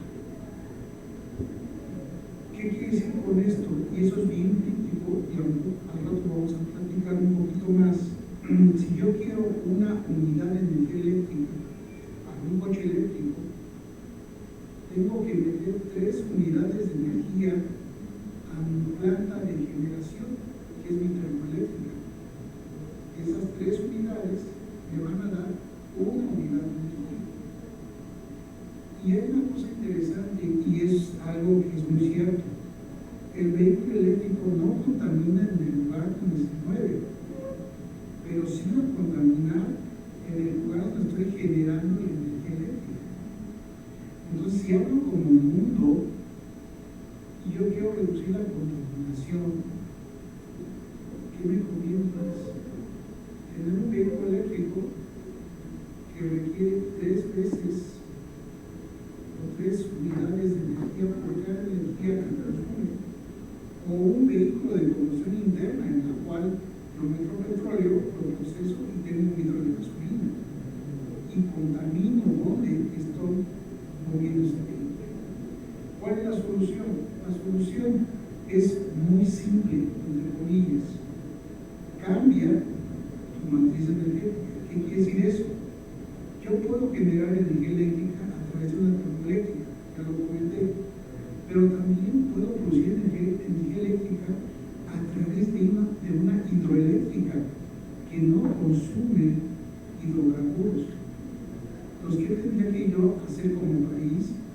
Buscar la forma de producir energía eléctrica a través de fuentes diferentes.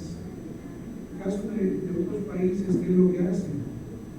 Tienen generación por energía eólica, por el viento, aerogeneradores, tienen generación por maremotriz, aprovechan las olas del mar, tienen también energía de geotermia, que México es un país que tiene mucho potencial de energía geotermia, y obviamente si tengo plantas termoeléctricas, hacerlas más eficientes.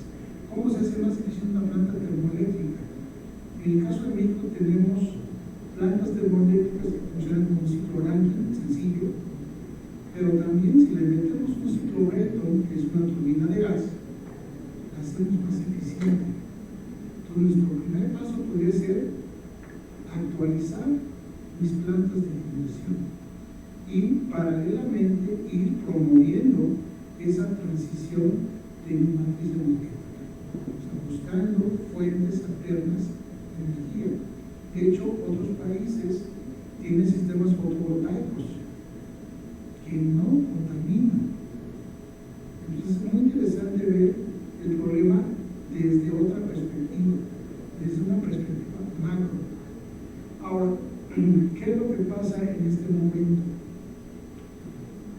Normalmente, cuando tenemos una flota vehicular, pues la idea es que se cargue en la noche. ¿Por qué? Porque también CFE tiene diferentes tarifas y en la noche reduce la tarifa. ¿Para qué? Para que la gente pueda aprovechar esa energía. ¿Qué pasaría si yo no aprovecho esto y se me ocurre cargar mis vehículos a las horas pico? Pues obviamente CFE me va a incrementar el precio de la energía eléctrica y entonces el negocio que era negocio quizá no lo sea tanto. Pues hay que tomar mucho en cuenta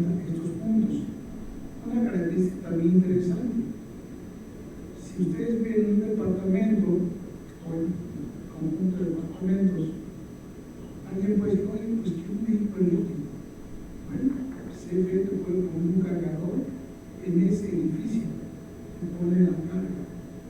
Pero a lo mejor tu vecino se le antoja también tener un vehículo eléctrico porque es envidioso y quiere otro igual que el tuyo. Entonces ya son dos vehículos eléctricos. Y a lo mejor tienes más vecinos envidiosos y se llena tu departamento con vehículos eléctricos. Si tenemos el problema de que pongan a cargar esos vehículos eléctricos en el día, digamos, a lo mejor tu edificio se queda sin energía eléctrica. Y entonces, ¿qué prefieren? ¿Echar a perder su comida porque su refrigerador no encendió? ¿O moverse en su vehículo eléctrico? Entonces, aquí viene también una parte de educación y también de sensibilidad. ¿Por qué les comento esto? Porque hablé de un refrigerador, pero ahorita en el norte, por ejemplo, podemos empezar ya la época de calor y lo que van a encender son sus aires acondicionados. Y el aire acondicionado es un elemento que consume mucha energía y mucha energía eléctrica. Entonces vamos a generar picos de demanda para la Comisión Federal y a lo mejor no está preparada para esos picos de demanda. Entonces es muy interesante ver como país cuáles son los planes futuros y lo que está claro, promover fuentes alternas de generación de energía eléctrica. Gracias. Pasemos a un poco de las experiencias internacionales que ha habido en torno al tema de la regulación del autotransporte. Mencionabas hace un momento, Oscar, el Packard. Justamente tenía el dato de que el Packard opera a Kenworth en Estados Unidos, a Kenworth mexicana, por supuesto. Lo escuché y bueno, perdí, DAF en Europa. Particularmente en este caso de Europa sabemos que hay una regulación sumamente estricta en temas de las emisiones contaminantes y sus compromisos que han estado planteando para cumplir con esto para las décadas, para el año 2030, 2040. ¿Qué aprendizajes pudieses compartir, o más bien, hay principios tecnológicos que se están aplicando seguramente y están siguiendo en DAF Europa para cumplir con esa normativa? ¿Se mantienen al margen de lo que se está realizando en Estados Unidos? ¿Son criterios diferentes? ¿O hay algo que se pueda adoptar de lo que hace en Europa para implementarlo en Kenworth, Estados Unidos, y por supuesto en Kenworth, México?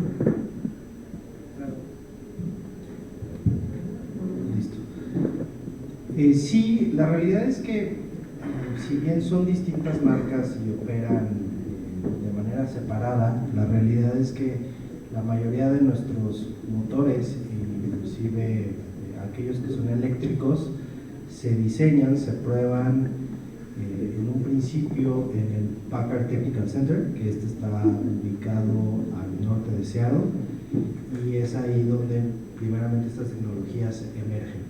Ya posteriormente, para pruebas de campo, se trasladan estas distintas baterías, motores, a los países donde se van a empezar a comercializar. Claro que pues en este caso los de los DAF fueron primero llevados a Europa para poder recoger datos, de ver cuál era el rendimiento, y pues una vez que ellos maduran, que fue a partir de 2017 cuando se lanzó el primer camión eléctrico de DAF, pues ya a partir de en adelante pues ha sido prácticamente pura mejora. Actualmente el modelo XF recibió el año pasado como el camión internacional europeo del año por temas de rendimientos. Este tiene un rendimiento superior al T680 que vendimos aquí en México y que se vende en Estados Unidos. El T680 tiene una autonomía de alrededor de 300 kilómetros. El XF tiene una autonomía de hasta 500 kilómetros. La carga es alrededor de 45 minutos el DAF versus 3 horas el Kenworth. Es decir, pues va mucho más avanzado, derivado de que el mercado es más exigente, la regulación es más exigente en Europa. y es así que derivado de esta carga mucho más veloz comparada con el Kenworth, puede llegar a tener hasta recorridos de 1000 kilómetros al día, siempre y cuando estén bien estructurados. Entonces, en conclusión, sí estamos recopilando esas buenas prácticas, esos buenos ejercicios que ha tenido el mercado europeo para tratar de tropicalizarlos según a las necesidades del mercado americano y, claro, en un segundo término para el mercado mexicano. Perfecto. Hablábamos muchas gracias, Oscar, de la autonomía, ¿no? de los vehículos, pues en general, ¿no? Vehículos pesados, vehículos ligeros, eléctricos. Al final del día tienes que tener segura estos puntos de descarga, de carga bien definidos como estaciones de servicio. Yo preguntaría para el caso de autobuses foráneos, Miguel, dentro del sector y prácticamente dentro de la asociación de ANPAC, ¿se han sentado para planificar alguna hoja de ruta y pensar en la electrificación del autotransporte de autobuses foráneos? Pensando en distancias que digas, no te vas a ir a 700, 800 kilómetros, puedas manejarlo con distancias de 300, 400 que puedan ser ya más manejables con probablemente la capacidad instalada en cuanto a energía disponible para los centros de carga. ¿Han hecho algo al respecto? Gracias. No ha sido tema particular de autobuses foráneos, ha sido particular para vehículos de largo itinerario, incluso vehículos de carga, camiones. A través de la Comunicación y Transportes, la información del tránsito diario promedio como tal. Entonces sabemos cuáles son las carreteras más transitadas del país. Para nadie es un secreto, la México-Querétaro en vehículos pesados es la más transitada, ¿no? Entonces, este es el ejercicio de esta hoja de ruta, esa visualización es dónde podemos arrancar para que tenga un mayor impacto la tecnología que vayamos a tomar. Si es electromovilidad, si es hidrógeno, electromovilidad todavía tiene ahí un tema de peso de las baterías, ¿no? En la parte de restarle carga útil al vehículo, donde muchas veces a la recogida se le paga por tonelada movida, donde se le puede costar en temas de operación, y todavía el tema del tiempo de recarga, ¿no? Ahorita comentabas de los lugares que ya se mantienen por la barbacoa, pero que se detiene y demás. También hay un tema de seguridad, hay un tema de tampoco se puede dejar el vehículo no sé, una hora en tiempos de carga, tiene que estar echándole un ojo al gato y otro al garabato, dirían por ahí, ¿no? En la parte de que la carga esté segura, que pueda estarme alimentando y que pueda estar cargando. Entonces es importante ahí esta parte de los paradores específicos seguros donde colocarlo. Regresando al tema de dónde ubicar estos puntos, digo, encontrando cuáles son las carreteras de mayor circulación, se puede atender dónde ubicar estos cargadores. Si la autonomía anda entre 300 y 500 kilómetros, pues se puede ubicar en estos puntos. Obviamente las salidas y las entradas del tema logístico, pues normalmente son las ciudades importantes. Obviamente en Ciudad de México, pues el primero debería ser contado de Ciudad de México para ese tipo de carreteras, pues por lo menos a unos 200 kilómetros también cargas de oportunidad, no tienes que esperarte a cargar el total de tu vehículo, pues si solo vas a otros 100 kilómetros, pues vas a cargar un tantito más, no en total. Pero a partir de eso, colocar esos cargadores en los puntos de mayor circulación sería por lo menos la idea como asociación de ahí enfocar los esfuerzos como tal. Otros que todavía no es de mayor circulación, pero seguramente va a impulsar una mayor adopción de esa tecnología, son los cruces fronterizos, ¿no? Los Laredos, los Tijuanas y demás, que igual, bueno, ahorita estamos en un momento ahí medio extraño con Estados Unidos, ¿no? Pero la normalidad es que fuera, o California pues sigue avanzando en temas de cero emisiones y demás, pues esos corredores, esos cruces serán los que será necesario poder adoptar estos vehículos cero emisiones desde Ensenada, pues para seguirse todo hacia arriba, San Diego, Los Ángeles, etcétera, etcétera. Entonces, estos son los esfuerzos, digamos, o por lo menos las vistas que podemos, o sea, que están ahí los ejercicios que se pueden compartir respecto a tanto en carreteras como pues ciudades o municipios principales, ¿no? Así que la automática sería pues que todas las capitales del país deberían de tener estos cargadores públicos. Otra vez es bien importante esa palabra, porque hoy pues cualquiera que se quiera echar el paquete de entrarle a la electromovilidad, aparte del vehículo que ya ha platicado un poco Oscar del tema de los costos, pues tiene que meterse en la parte de invertir en infraestructura, ¿no? Y que tampoco es eficiente. Ahorita como dice, cada quien pone su cargador en su espacio, pues está canijo, ¿no? Y también importante, el tema de los horarios es un poco más fácil de ver en la parte urbana, ¿no? Que puedan pernoctar, que puedan salir de un punto, hacer su recorrido, regresar y tal vez en la noche su carga más lenta, por el estilo. Pero en carretero la logística no tiene palabras, ¿no? Hay muchos que sí tienen sus rutas muy planeadas, pero otro que de repente estoy en Querétaro, pero salió un cargado, pues vámonos a Tijuana, pero yo traía mi maleta para regresar, no, te vas a Tijuana. Es muy dinámico el tema de la logística y por lo tanto habrá que estar cubriendo estas carreteras de los ejes locales como tal. En general sería lo principal que estaría cubriendo, pero empezando con las de mayor tránsito para impactar de mejor manera al transportista y que solo se enfoque a la parte del vehículo más allá que la parte de la infraestructura de carga. Viendo un poco el tema normativo, pues uno de los elementos que también quisiéramos tocar en estos minutos que nos quedan, y preguntaría, Eugenio o Daniela, que tienen amplia experiencia de trabajar en mercados de Latinoamérica, entiendo que Chile, Colombia, tal vez vayan un poco más adelantados en temas de electricidad que lo que es México. Ya puede ser de que México fuera el ejemplo a seguir en Latinoamérica. Creo que ya hay otros países que han tomado ese liderazgo más en el tema de la electromovilidad. Pero pensando en los estándares, aquí será un tema de dualidad. Hablamos de que los asiáticos también marcan, específicamente China, el tema de los vehículos eléctricos y tiene su propia estandarización. Estados Unidos, Europa también tiene la propia, y México es un lugar donde experimenta, ¿no? Finalmente aquí se da esa concurrencia de estos diferentes estándares. ¿Qué podríamos opinar en cuanto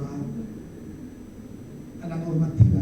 ¿Debiésemos pensar en normativas duales, en pensar en una normativa nacional, pensando en esta dualidad de estándares realmente existentes en México?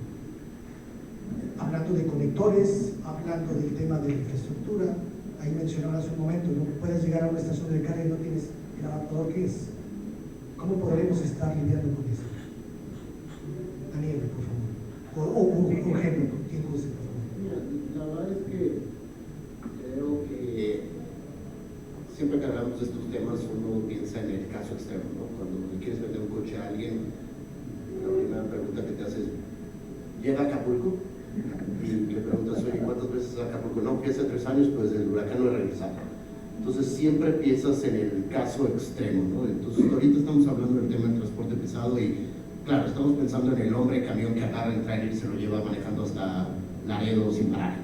Claro, ese es el caso más extremo, pero creo que hay muchísimos temas que se tienen que ir resolviendo, pues, que son mucho más fáciles de resolver, los que van de centro de distribución a centro de distribución, los que son reparto de mercancía, los que tienen las rutas determinadas, todo eso se puede ir electrificando de una manera más sencilla. O sea, sí, el que va a agarrar el camión y sale a la deriva, probablemente sean los últimos, pero que sea un 5, un 10, un 30%, bueno, si cortamos las emisiones en el otro 70%, creo que es algo que vale la pena ir haciendo, ¿no? Y eso es una de las cuestiones que por eso creo que es muy importante empezar a hacer ahorita, ¿no? O sea, yo discrepo un poco de este tema del, bueno, vamos con cada distinta tecnología, porque ya tenemos, o sea, si lo que estamos diciendo es que los trailers duran 20 años, 30 años en circulación, ¿para qué seguimos alimentando el parque vehicular con vehículos que van a quedar contaminando los siguientes 20, 30 años? Yo me encanta usar un argumento de llega el doctor y te dice, oye, parece que estás a punto de tener diabetes y tu solución es tomar Coca Light en vez de Coca. Lo que tenemos que hacer es dejar de consumir combustibles y descarbonizar. No, el foro no se llama reducción es descarbonización. Tenemos que buscar cambiar eso.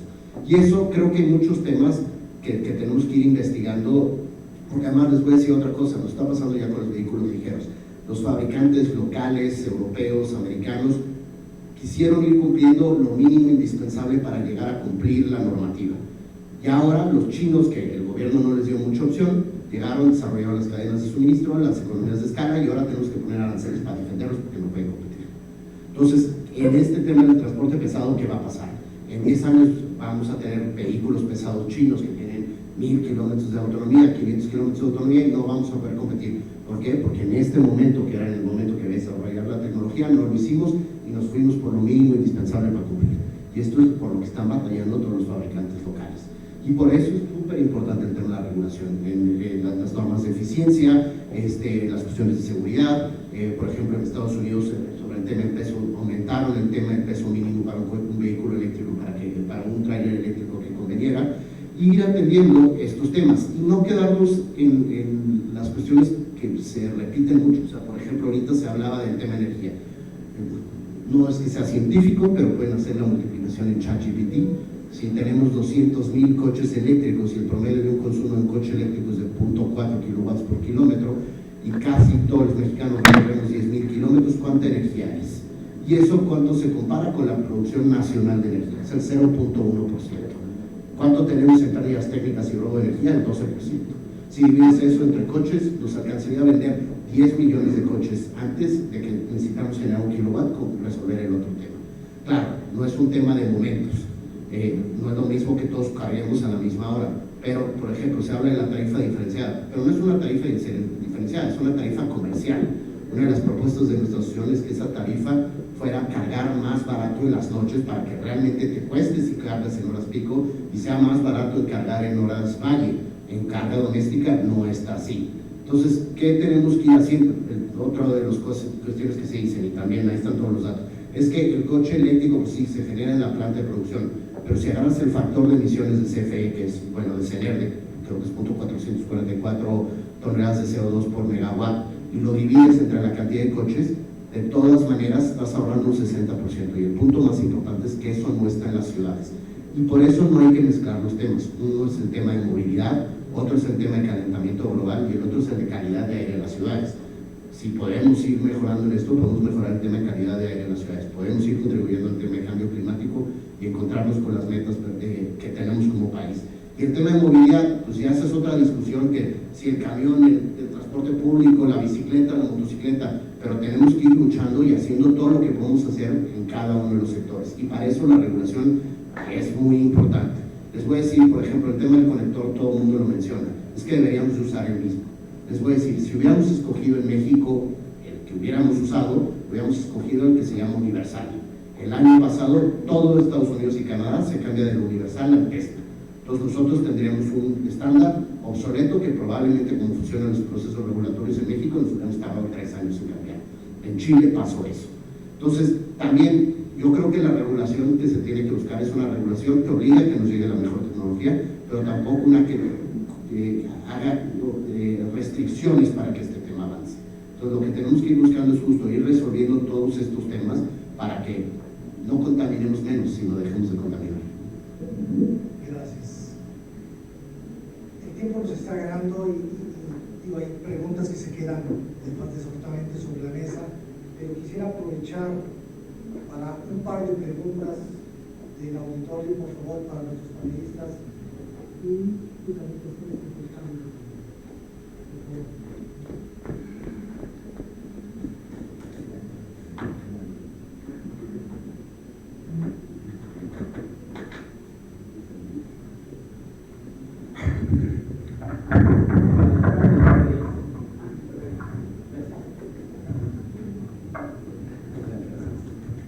Gracias, muy buenos días. José Azcárate, presidente de la Sociedad de Sistemas Inteligentes de Transporte. El gran ausente, y sin agravio de los presentes en el panel, es, creo yo, el concesionario de autotransporte. De alguna manera, yo creo que y la ponencia de Armando me dio mucha luz a esto que yo creo firmemente, es que necesitamos saber, y ya hay concesionarios de autotransporte que tienen información muy valiosa de cómo ha sido su experiencia a la migración a la electromovilidad. En ese sentido, ustedes han recogido este tipo de cosas, alguno de ustedes ha tenido intercambio con el concesionario de autotransporte y nos dice, esto ha sido bueno, esto ha sido malo, esto ha sido bueno. Ese sería uno sería mi pregunta. Muchas gracias.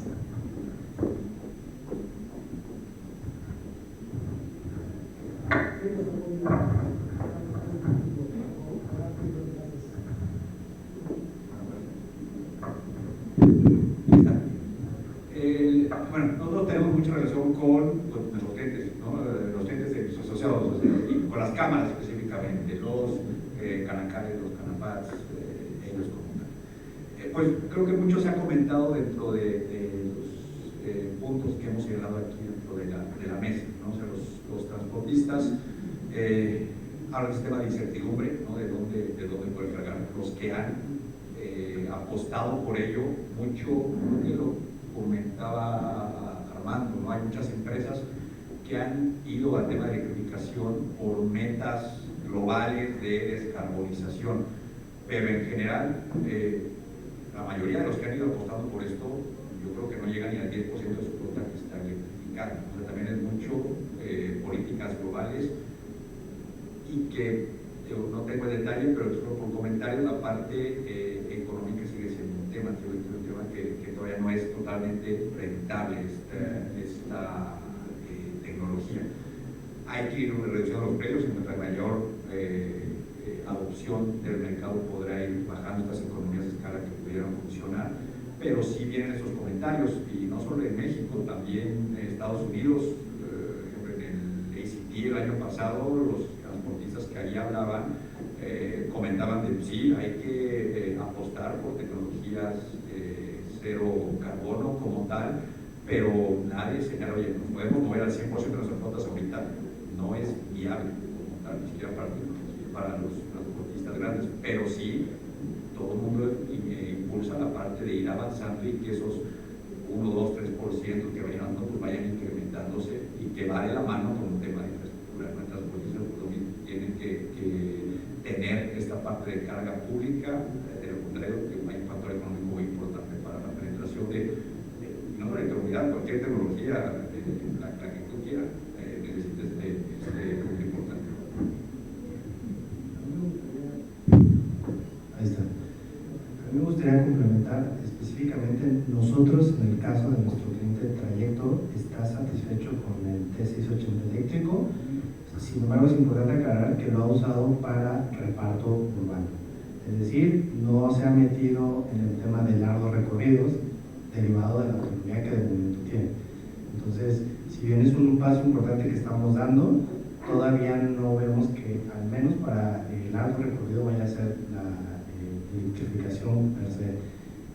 Igual y termina siendo el hidrógeno, o inclusive puede ser otra tecnología que en este momento no estamos tocando, ¿no? Nosotros, insisto, no estamos casados con una tecnología en específico para descarbonizar. Estamos viviendo en este momento pues, una coexistencia que seguramente así seguirá siendo en los próximos 10-15 años de las múltiples tecnologías. Muchas gracias, Oscar. Tengamos otra pregunta. Perdón, iba a complementar algo. Uno de los puntos más críticos de generar un proyecto de electromovilidad es la inversión. La inversión, obviamente, en cargadores, en toda la infraestructura que requieren. Entonces, uno de los grandes no es transportista porque es fabricante de pan, pero tiene una flota muy importante. Nos decía, mira, nosotros hemos encontrado que si hubiera un privado que pusiera la infraestructura y nosotros solamente cargar, sería mucho más rentable el negocio. Y eso creo que es muy importante porque el gran pero, aparte de los vehículos obviamente, pues es la infraestructura. eso bajaría el costo de inversión inicial y esto podría favorecer a muchos transportistas. Ese es el problema. Nos quiere complementar aquí, Daniela. ¿Le pueden abrir su micrófono, por favor? Perdón, es que no es comercial. No me no, a ver, es que justamente creo que es lo que acaba de comentar el ingeniero Armando es lo más importante. Y entonces les voy a dar nada más una pequeña historia. Cuando yo estaba en gobierno, implementando en Yucatán esto, yo me quejaba mucho con los privados, porque yo veía los números, y si bien sí es cierto, algunos no dan, muchos sí dan. O sea, muchísimos sí dan, muchísimos. Y yo les decía cuando me venían a decir, no, yo te pongo tantos cargadores y te cobro tantos millones de pesos, yo me volteaba y les decía, ponlos tú. O sea, ya no, o sea, ya estuvo bueno que gobierno, o sea, que el gobierno se dedique a lo que el gobierno tiene que hacer, que pavimente las calles, que las carreteras estén bien. Ahí sí, cuando me salgo de gobierno, me asocio con una empresa, que es la COA, a la que yo le vendí este modelo de negocio. Y yo le dije, ya estuvo bueno, de que gobierno o el transportista mismo, la panadería misma, esté invirtiendo cuando no es un negocio. No es un negocio y no tiene por qué serlo. Para eso están las empresas de energía, para eso están los operadores de carga como nosotros. Porque nosotros vemos, cuando el transportista ve la infraestructura de carga, lamentablemente, y porque no tiene por qué, insisto, lo ve como un aire acondicionado, lo ve como un refrigerador, entonces lo ve como un aire acondicionado en la sala de juntas que prende, a veces se aprende, ¿no? Y a veces no. Pero yo lo veo como un activo, para mí es un activo, y por lo tanto, como les decía, por lo tanto tengo que ofrecerte el mejor precio, la mejor disponibilidad, y tiene que ser para mí eficiente. Por eso también nos metemos tanto a la operación, porque como un operador de carga no puedes solo instalar cargadores y te vas. O sea, tienes que entender a tu cliente, tienes que entender realmente la operación y lo que está viviendo, porque justo, oye, yo te lo quiero poner aquí, mano, aquí me van a saltar, ¿no? Ah, ok, vamos trabajando juntos. Entonces, a lo que voy es, pásenme mi contacto, porque claro que hay empresas que lo hacen, porque insisto, lo van a ver desde un punto de vista de proyecto energético, y cuando uno ve la infraestructura de carga como un proyecto energético, les puedo apostar que el 95% de las veces sí dan los números. Muchas gracias. Nos agrada el tiempo, pero a ver, me pide la doctora Elise, disculpa, estimado, pero creo que vienen del mismo equipo, ¿no? Si es la doctora Elise. Bueno, doctora Elise, por favor. Sí, es que estamos todo el rato aquí queriendo participar, pero bueno, rapidísimo, porque son demasiadas cosas que escuché, todas muy interesantes, y siento que hay diferentes cuellos de botella, ¿no?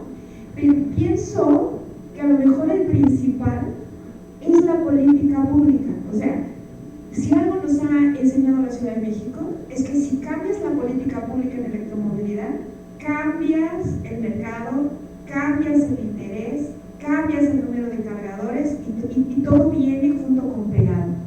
El problema es por qué no se da ese paso de la política pública. Y creo que Eugenio lo visionó bien, ¿no? En el sentido de que, bueno, a lo mejor lo que necesito es adoptar la mejor tecnología. Tengo que asegurarme de que voy a adoptar la mejor tecnología o la mejor versión de cargador, etc. Bueno, pero ¿quién va a decir quién es lo mejor? ¿Cuál es el laboratorio que nos va a hacer las pruebas? Y nos va a decir, ¿sabes qué? Este autobús que tenías en Yucatán tiene fallas porque sabes que la sala ahí les está modificando la eficiencia, o sabes que este vehículo pesado de largo alcance es bueno, o este cargador es muy bueno. No tenemos eso. Entonces yo creo que esa es una de las cosas que están siendo cuello de botella para que alguien se aviente, porque sin números yo dudo que alguien se aviente a tomar decisiones nomás así por la cara bonita que tengan, ¿no?